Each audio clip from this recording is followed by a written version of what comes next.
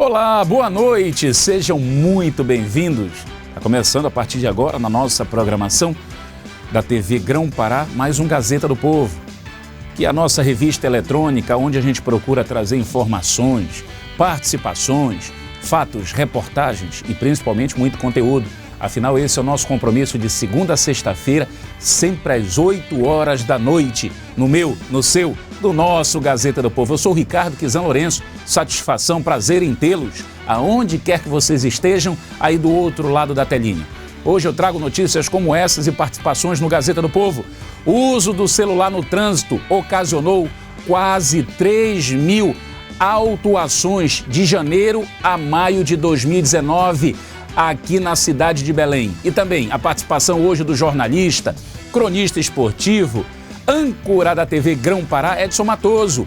E refugiados venezuelanos sobrevivem em situação precária. Aqui no estado do Pará, na cidade de Belém, cerca de 400 indígenas da etnia Uarau, refugiados na capital. É uma numeração que a prefeitura Fumpapa propaga para a sociedade belemense. Portanto, vocês acompanham essas e outras notícias logo após o nosso rápido intervalo, até porque o nosso convite está mais do que feito. É rapidinho. Não sai daí. Até já.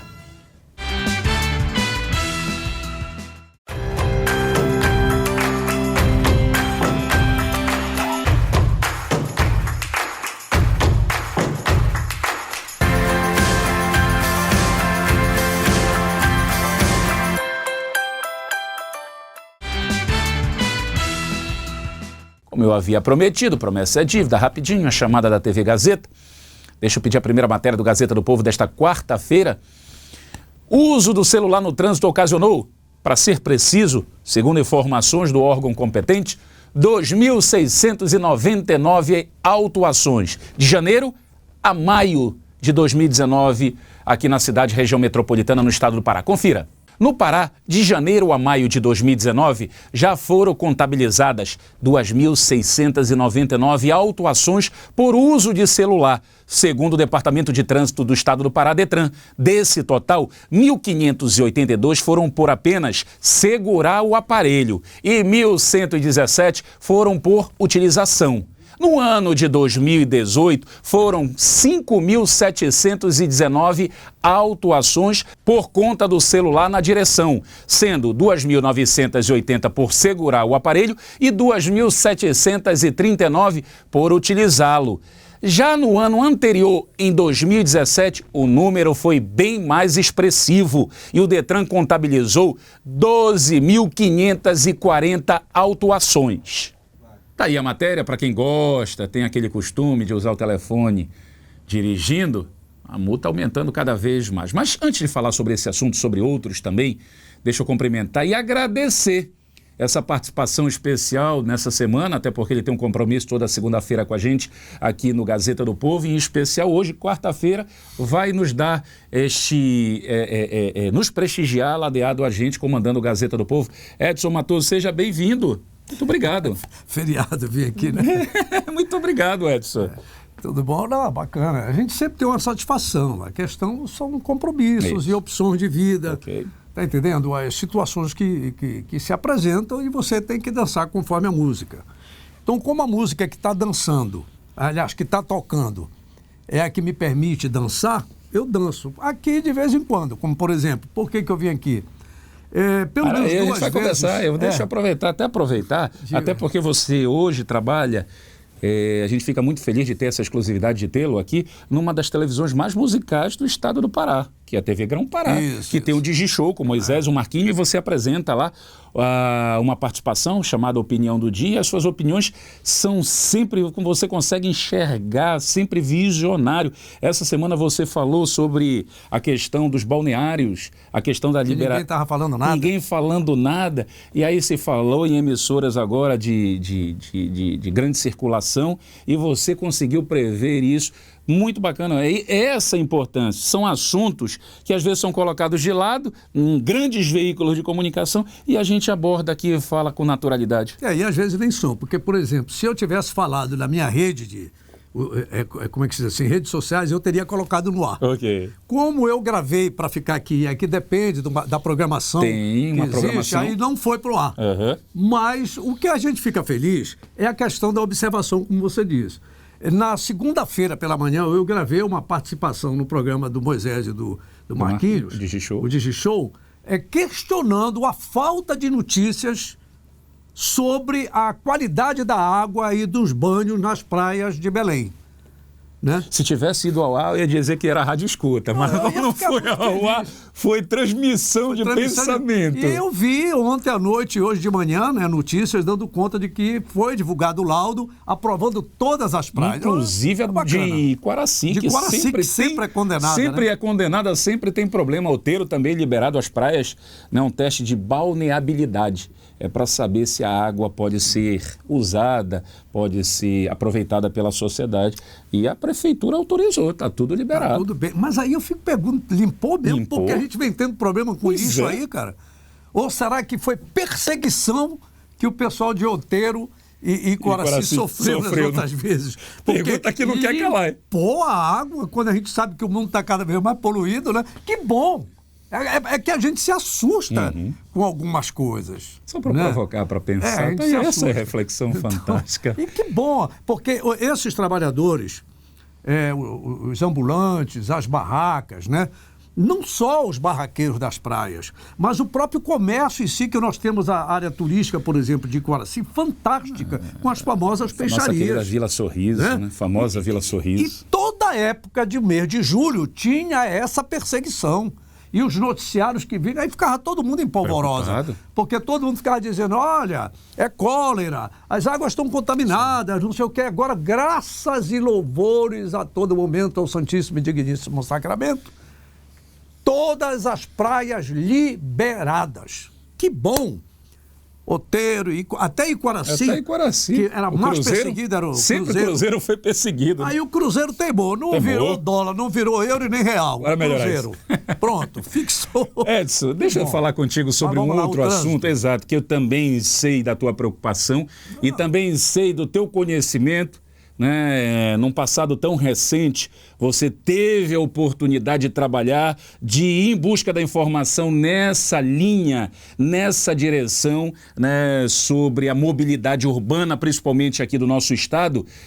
E é impressionante a questão dos números apresentados por esses órgãos competentes, Detran, CEMOB. O uso do celular ocasionou praticamente 2.700, para ser mais preciso, conforme o órgão, 2.699 autuações de janeiro, fevereiro, março, abril, maio, 5 meses, Matoso. Ricardo, isso é pouco. Isso foram as autuações. Esses são os dados comprovados do órgão fiscalizador. Do fiscalizador do trânsito. Que a gente sabe que tem muito mais. Né? Porque aí, às vezes... Me permite usar um jargão que você sempre... Que é isso, minha gente? Pois é, sabe o que é? Ainda tem na cabeça, Ricardo Quizão, ainda existe na cabeça das pessoas o seguinte, olha, cuidado, olha, tem uma blitz ali, coloca o cinto.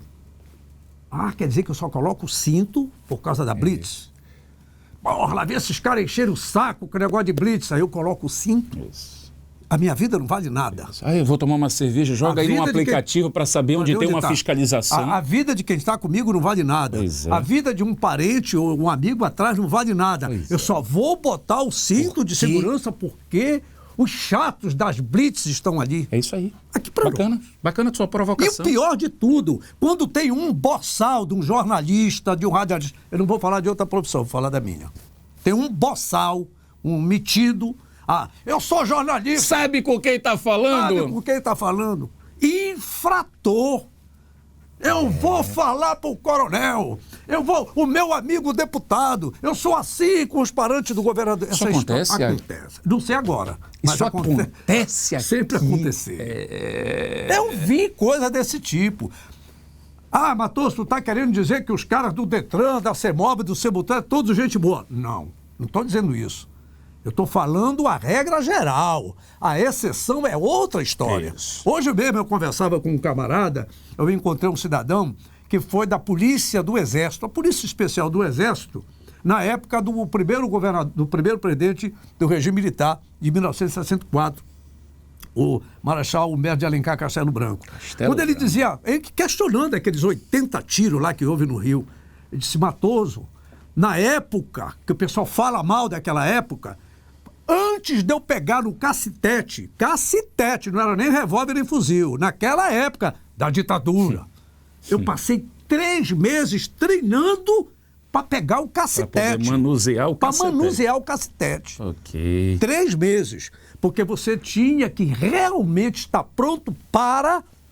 E em que condições estava. Isso aí, com certeza. Tá certo? Quando o cara não tinha condição, você é muito bom com o cacetete na mão, mas com a arma sai. Quem vai pegar na arma é quem sabe. Quem pode. Isso era na época, lá atrás. Hoje em dia não, né? Hoje em dia não. Estão achando que essa questão do porte de arma nem precisa, porque o que tem de arma e de crime com arma é uma festa. Então, voltando, a questão do trânsito, eu insisto em te dizer, isso é o que a autoridade do trânsito pegou.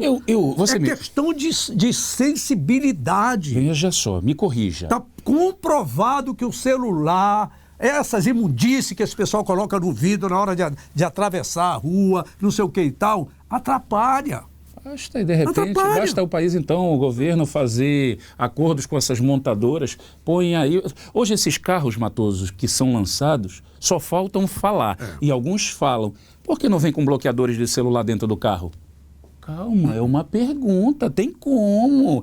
Tem países do mundo, quando o carro pega, quando liga, o carro é bloqueado dentro do carro, você não tem sinal dentro do carro. Pois é, mas aí seria interesse de quem? Aí qual é a banca? Aí vamos lá. Esse país, uma vez eu achei fantástico o comentário que você falou. Esse país, aqui a gente não tem presidencialismo não, em Brasília a gente vive um parlamentarismo, que é comandado pelo Congresso, goste ou não goste, é uma realidade. Se o presidente não conversar... E se o presidente não conversar, quem manda é a Câmara, quem manda é o Congresso. Mas, enfim. E outra coisa, nesse Congresso que aí está é dividido por bancadas. Tem a bancada da bala, tem a bancada da saúde, tem a bancada da educação, tem a bancada da comunicação... E não tem a bancada do povo, que esse deveria ser a verdadeiro intuito e interesse, né, desses que ocupam cargos públicos. Mas eles só brigam por interesse dos seus grupos. Desculpem, isso é fato nesse país. Mas quem é que vota neles? É o povo, pô. É por isso que hoje eu defendo o brasiliense. Ah, Brasília é terra de corrupto. Aí o cara diz que vocês mandam pra lá. Engole essa. Engole essa. Chupa essa manga. Chupa essa manga. Os brasilienses se defendem. Porque é Brasília, terra de corruptos. Vocês que mandam os corruptos pra cá. É o resto do Brasil que manda os corruptos pra lá, pô. Pai d'égua essa, olha. Eu não tinha pensado por essa ótica. Essa tem sido uma reação dos brasilienses. Isso. Tá certo? Que tem de corrupto indo pra lá, então. Papai! Mas é porque quem votam neles somos nós. Exatamente. Eu te garanto que eu tenho procurado cada vez mais melhorar a qualidade do meu voto. Ok. Edson. Tá certo? Mas são discussões que precisam ser... E aquele negócio... Não use celular no trânsito. Essa que é a questão. Para dizer, o que é que vocês estão querendo falar? Não dependo do policial, do fiscalizador do trânsito, da autoridade. Corrija. Depende de mim. Me corrija. Nós não somos reflexo do que nós somos hoje, um trânsito, não somos reflexo da nossa educação de dentro de casa? Será que o que hoje é praticado, até porque, Matoso, é o famoso jeitinho brasileiro, olha, eu vou parar aqui na fila dupla, vou ligar o pisca-alerta, vou rapidinho. Pô, eu liguei o pisca-alerta aqui, por que você vai me multar? Tá ligado o pisca-alerta no lugar que você para em fila dupla, você estaciona numa calçada, você fecha um cruzamento. Será que isso não é um reflexo do que se trouxe dentro de casa e se coloca... Mas esse camarada não passou por uma autoescola? Ele não recebeu o diploma de que ele é motorista, condutor de veículo? É claro. Aí o que acontece? Vem a própria imprensa, eu questiono muito o nosso trabalho. Bacana, tem que questionar, sim. É por isso que eu... Fique aqui na Gazeta do Povo. Só terminando. Fique aqui. Porque eu questiono muito, porque muitos de nós da imprensa, quando aparece um infrator, tá certo? E quero te dizer que só o ano passado eu infringi 3 vezes. Paguei 3 multas de radar. Eu também chegou agora. Paguei. Mas tu não vai recorrer. Pago. Não vou recorrer radares que é para correr 50, eu corri 60. Um é 50, outro é 40, outro é 60. Mas vamos lá. Tem que pagar. Sabe o que eu tenho feito? Reduzido cada vez mais a direção. É a fábrica de multa. Como fábrica de multa se eu sou primeiro a matéria-prima? Eu tenho que pagar pelos meus erros. Eu preciso. Foram erros simples. Erros simples. Mas eu infringi uma regra. Tem que pagar. Então, o que acontece quando o camarada faz? Aí vem a própria setores da imprensa que diz: isso é uma vergonha, é uma indústria fábrica de multa. O próprio camarada. Por quê? Aí alguns embarcos, alguns endossos. Fica aqui, Matoso, que eu quero conversar sobre um outro assunto também. Ontem, dia 25... Não quero dizer que não tem arbitrariedade. Tem. Mas existem hoje equipamentos para você gravar, inclusive as arbitrariedades. Opa! Continua aqui, Edson, porque eu vou falar sobre um outro assunto. Ontem, dia 25, para ser mais preciso, se não me falha a memória, foi o Dia Mundial dos Refugiados. E a gente está vivendo uma realidade em plena capital da Amazônia. Já não é mais nem capital da Amazônia, já levaram esse rótulo, esse título para outras cidades aqui do norte do Brasil. Até isso a gente já perdeu aqui. A capital do estado do Pará, Belém, vive com esta realidade e é uma realidade nas nossas esquinas. Refugiados venezuelanos sobrevivem em situação precária. Hoje existem cerca de 400 indígenas da etnia Uarau refugiados aqui na capital. Confira essa matéria e eu vou conversar com o Matoso no retorno. Ontem, dia 25 de junho, foi celebrado o Dia do Imigrante, data instituída pela Conferência Nacional dos Bispos do Brasil, a CNBB, com o objetivo de provocar a reflexão sobre a imigração na sociedade brasileira. Em Belém, no entanto, centenas de venezuelanos refugiados na cidade vivem sob péssimas condições de habitação, saúde, alimentação e educação, de acordo com voluntários que atuam em grupos de proteção. Desde 2017, milhares de venezuelanos começaram a deixar o seu país, fugindo da fome e da crise econômica que se estabeleceu por lá. Edson, e olha que é interessante, culturalmente falando, somos a história recente desse país. Eu sempre me indago, eu sempre lamento, queria conversar contigo sobre um fato também interessante, sobre uma homenagem que a Assembleia Legislativa está fazendo, que tem à frente o deputado estadual doutor Daniel Santos. É Santos o sobrenome dele? Olha, se for... A gente só conhece o doutor Daniel, mas para Daniel Santos, né? Doutor Daniel, que vai homenagear... A gente não lembra direito, ele só foi doutor Daniel, 13 mil votos. Foi da história do parlamento paraense, o mais votado, passou de 100 mil votos. Vai homenagear os 30 anos da Constituição e foi feita uma galeria com os deputados que naquela época participaram na década de 80, você foi um, eu tive a felicidade também de ter, paralelamente nessa história, o meu finado pai, Quizão Lourenço, também. E isso a gente sempre provoca. O que você quer falar, Ricardo Quizão, uma coisa com a outra? É que pouco se vai em busca da história desse país. E o Brasil sempre abriu as portas para refugiados. A gente tem a maior colônia japonesa, a segunda maior colônia japonesa. Nós temos aí uma das maiores colônias libanesas. Nós temos uma das maiores colônias italianas. Refugiados que vieram e ajudaram esse país a crescer. Os venezuelanos, hoje, em pleno século XXI, a sociedade está virando as costas para esta realidade. A sociedade não. Boa parte. Boa parte, mas não.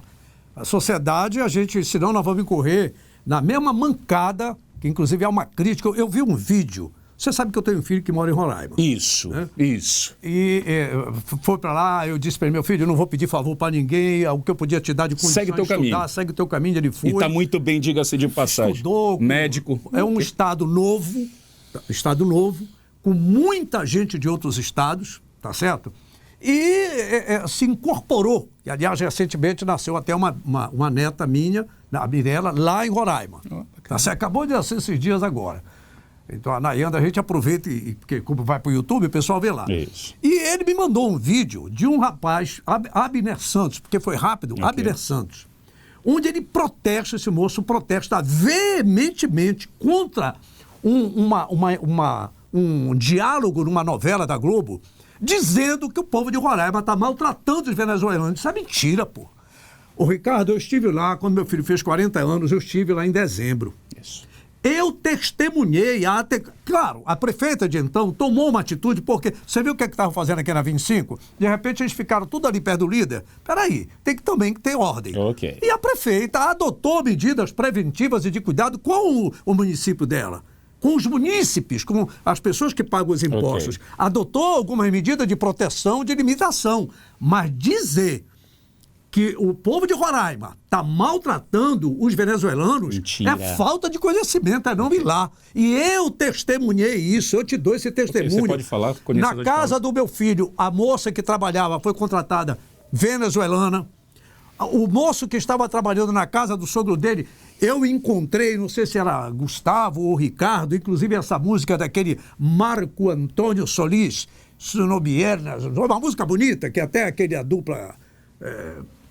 Bruno e Marrone fez uma versão muito bonita, eu conheci, porque eu disse, você vai pedir também sua música? Ele pediu essa música, porque era uma hora que todo mundo pedia música, e eu estava sentado com este moço. Em dado momento, ele virou e disse assim, senhor Matoso, sabe esta casa? Eu disse, sim, minha casa é melhor do que esta cá. Eu disse, como assim? E era uma casa bonita onde eu estava, uma entrada, um jardim bonito, eu disse...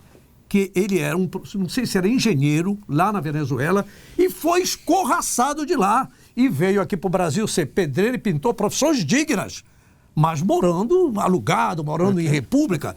E, ao mesmo tempo, eu fui naquela praça fantástica de Boa Vista, onde nós fomos, era pizza, e teve um dia que eu quis tomar uma sopa, servido nos restaurantes com venezuelanos empregados. Okay. Na pizzaria, quem me atendeu foi um venezuelano que o brasileiro empregou. De repente, eu estava lá sentado, também veio um casal venezuelano com um pequenininho, oferecendo meias e lenços. Eu comprei. E quando eu comprei, eles se sentaram à mesa e comeram a mesma pizza que eu comi. Eu vi as pessoas trabalhando bem. Sabe quantos venezuelanos? Você está reclamando que tem 400 aqui? Quantos, sei lá. Na Venezuela entram 500 por dia, meu amigo. Um estado longe, que recebe energia da Venezuela e paga muito, o PIB é baixo, condição econômica distante, passagem aérea. Pô, então, tu chegas na Europa, saindo daqui, tu não chegas em Boa Vista. Okay. Tá o roteiro, tu sai de Belém para Brasília e depois que tu sobe para Boa Vista. Então, olha, não é bem assim. Okay. A sociedade, de modo geral, eu tenho visto aqui, as pessoas abrem a porta do carro e procuram ajudar, porque não pode fazer muito. Entendi. Agora, as autoridades constituídas... que deveriam fazer. É que devem cumprir o seu papel constitucional. Mas, para não ser tão rigoroso... De vez em quando eu ouço algumas notas que parece que a prefeitura faz alguma coisa. Justiça fácil. Na matéria eu falei, a Fumpapa tem tido essa sensibilidade também. Porque a gente não pode generalizar, dizer a sociedade como um todo, que isso para mim é demagogia. Ok. Tá certo? Entendo. E tira uma responsabilidade que é do poder público como um todo e joga para o cidadão que já paga uma carga tributária criminosa. Ok.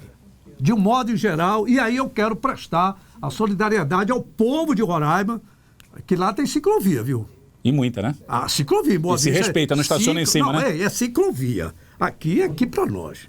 Lá eu ando de bicicleta, aqui eu não estou doido. Vocês já avisaram o nosso tempo. Eu quero encerrar, né? E eu fico feliz, você recebeu o convite, vai chegar o convite aos nossos cuidados também, dessa galeria que vai ser inaugurada na Assembleia Legislativa do Estado do Pará.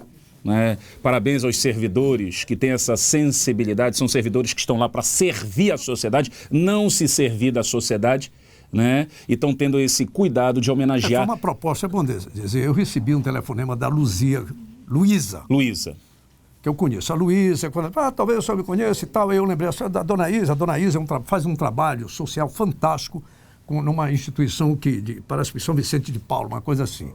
Então foi uma propositura do deputado Raimundo Santos, ok. Criando o acervo memorial, porque parece que antes não tinha. Coloque as imagens aí, Yuri. O Edson tem aqui, tá aí as imagens da galeria. Depois, é o que a gente vai fazer em loco lá, então. Para divulgar a informação, ela se comprometeu de passar informações. A Terezinha, a Graça, pegaram os números, enfim. A chefe de gabinete do doutor Daniel, a Rufei. Doutora Rufei, não é isso? Isso, Início Rufei. Também muito ativa. É porque eu estive lá, a convite da escolinha Nealepa, e lá eu estive, a Dona Isa, que é diretora da escola, teve uma apresentação do pessoal da Clara Pinto e as crianças da comunidade que são beneficiadas com essa creche pública lá da Alepa. E a gente teve, como todos os anos... Trabalho bonito, né? Essa da creche é um trabalho bonito e silencioso, quase não tem nota, né? Não, quase não tem divulgação desse é trabalho social bonito que é feito aí. É assim, e talvez até a própria assessoria de comunicação da Assembleia, né? Tem? Que deveria, eu não sei, assessoria de comunicação... Tomara que tenha, porque agora... a passada, não, que é brincadeira. Porque os camaradas têm certos profissionais. É brincadeira. Era parente do presidente, alguma coisa, falava assim numa petulância, nem olhava, não levantava o rosto para conversar. De repente, siga ele lá, vá para onde, para o município que ele for, que não vai fazer falta para cá não, entendeu? Quando ele fala assim, eu não entro, porque alguma coisa ele sabe que eu não sei. Aí eu fico Edson, calado. bora embora aqui. Então, Luzia, Terezinha, doutora Deci, né, que é Rufei, também lá o próprio deputado Daniel, que é o novo presidente da casa, ampliando a condição de recontar a história do Poder Legislativo. Bacana. O que é a Constituição do Estado do Pará? A importância e a relevância. Claro. Depois disso, dessa Constituição, que foi que surgiu o Ministério Público. Tudo veio depois com a graça de Deus. Aprimorada, a questão das polícias. Se não tivesse Ministério Público nesse país. Edson, obrigado pela sua participação, obrigado por essa participação extra nesta quarta-feira, da sua agenda. Eu sei que é um prazer, sim. Eu sei que você se entusiasma, eu sei que você se alegra, eu sei, a gente sente a fluir vida aí em relação à comunicação, à informação para a nossa sociedade. E é dessa forma que eu encerro o Gazeta do Povo desta quarta-feira. Deixa um pensamento, sim, como sempre faço e gosto de fazer, me permita, que haja em nossos corações vontade para recomeçar e que não haja apenas vontade, mas também coragem. Pense nisso e um forte abraço. Abraço, Edson. Obrigado.